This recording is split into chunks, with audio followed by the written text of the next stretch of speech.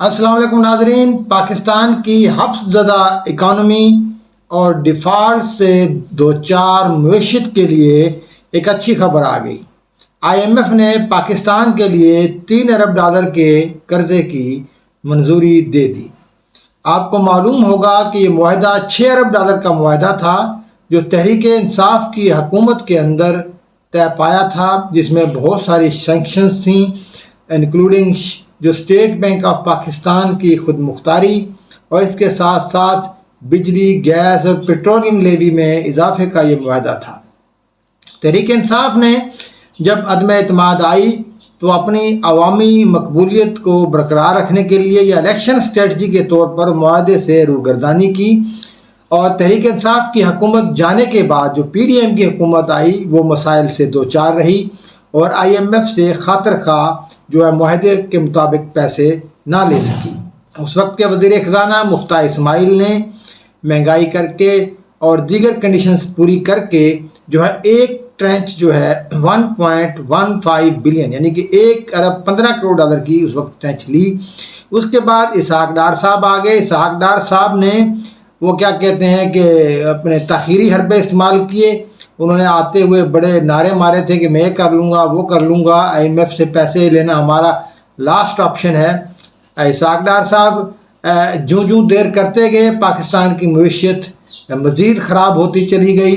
پاکستان میں ڈالر کا ریٹ جس وقت اسحاق ڈار صاحب آئے تھے تقریباً 220-230 تھا، جو بڑھ کے 300 روپے تک گیا، 290 تک انٹر بینک، اور جو سیکنڈری مارکیٹ ہے اوپن مارکیٹ اس میں 315 تک گیا۔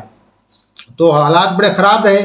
تو آئی ایم ایف کی جو پری کنڈیشنز تھی اس میں انہوں نے کہا تھا کہ آپ اپنے ریزرو جو ہے تقریباً $10 ارب تک لے کے جائیں گے، جس میں پاکستان نے چین سے ایک ایگریمنٹ کیا، وہاں سے پیسے آگے، سعودیہ اور یو اے ای نے پیسے نہیں دیے لیکن انہوں نے اپروو کر دیے تھے کہ اگر آپ آئی ایم ایف سے معاہدہ کریں گے تو اتنے پیسے ہم آپ کے پاس رکھوا دیں گے۔ تیل کی قیمتیں ہوں، پیٹرولیم لیوی کی صورت میں، بجلی کا معاملہ، گیس کا معاملہ، سرکولر ڈیٹ کا معاملہ، ایون کہ پاکستان کا بجٹ 2023-24 جو ہے اس میں جتنی بھی کنڈیشنز تھی پاکستان نے آئی ایم ایف کی مان لی۔ آئی ایم ایف نے پاکستان کو ناک سے لکیریں نکلوائیں اور تمام شرائط ماننے کے بعد یہ ایگریمنٹ اب ہوا ہے۔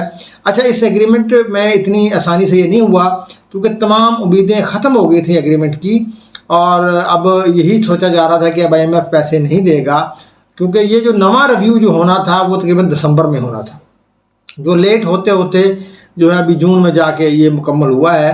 اچھا، اس میں شہباز شریف صاحب کی جتنی تعریف کی جائے کم ہے۔ انہوں نے اس معاہدے کے لیے بڑی انتھک کوشش کی، انہوں نے جگہ جگہ پہ فون کیا اور اس کے ساتھ تقریباً 3 ملاقاتیں انہوں نے آئی ایم ایف کے سربراہ کی۔ وہاں فرانس میں جب وہ گئے 22 یا 23 تاریخ کو، وہاں پر انہوں نے 3 مختلف اوقات میں 3 ملاقاتیں کیں، جس کے بعد یہ بات چیت ہنگامی بنیادوں پر شروع ہوئی، اور ابھی 8 دن رہ گئے تھے یہ پروگرام لیپس کرنے میں، کیونکہ اس پروگرام نے 30 جون کو ختم ہونا تھا، 30 جون 2023 کو۔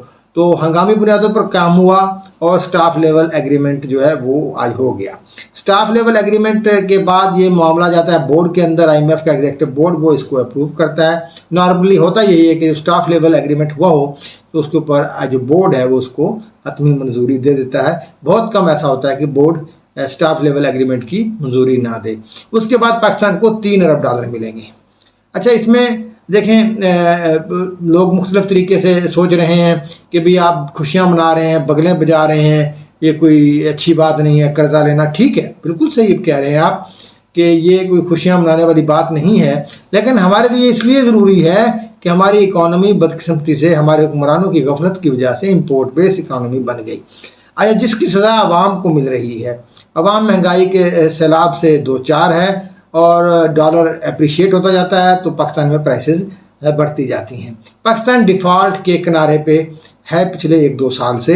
اگر ڈیفالٹ کر جاتا ہے تو یہاں ہر چیز کی پرائس دگنی تگنی ہو جائے گی، لوگ ایک دوسرے کو ماریں گے، خانہ جنگی شروع ہو جائے گی۔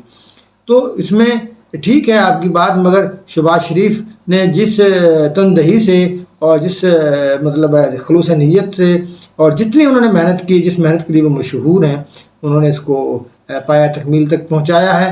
اور اب یہ چاچو کی چلاکیوں کی وجہ سے یہ 2.5 ارب کی بجائے ہمیں 3 ارب مل رہا ہے۔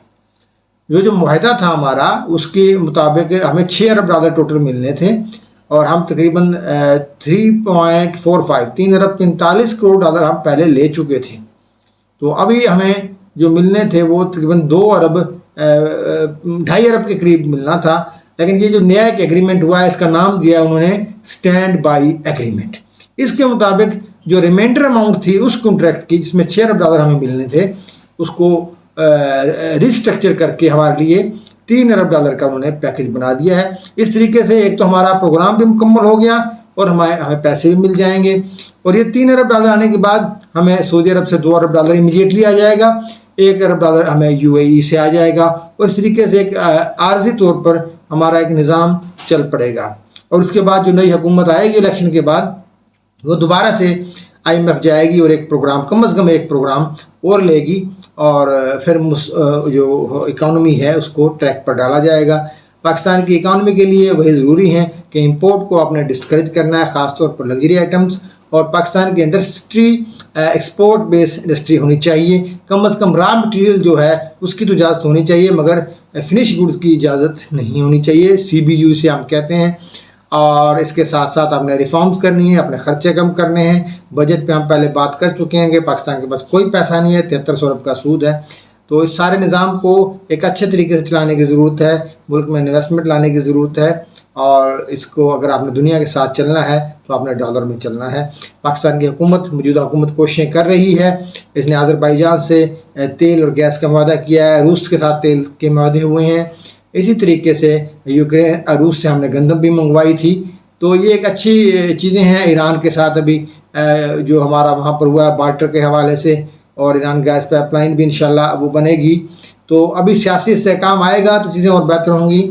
پچھلے 1 سال جو دھما چوکڑی عمران خان صاحب نے مچائی ہوئی تھی تو وہ ابھی قدرے کم ہوئی ہے, بند ہوئی ہے. تو جا کر جو حکومت کو کام کرنے کا موقع ملا ہے. تو آج کی بہت ہی شاندار خبر ہے یہ, میں سمجھتا ہوں عید کے موقع پر, کہ پاکستان اور IMF کا پروگرام ختم ہونے کی بجائے جو ہے وہ مکمل ہو گیا ہے اور پاکستان کو بہت جلد 3 ارب ڈالر جو ہے وہاں سے مل جائیں گے. بہت شکریہ. اللہ حافظ.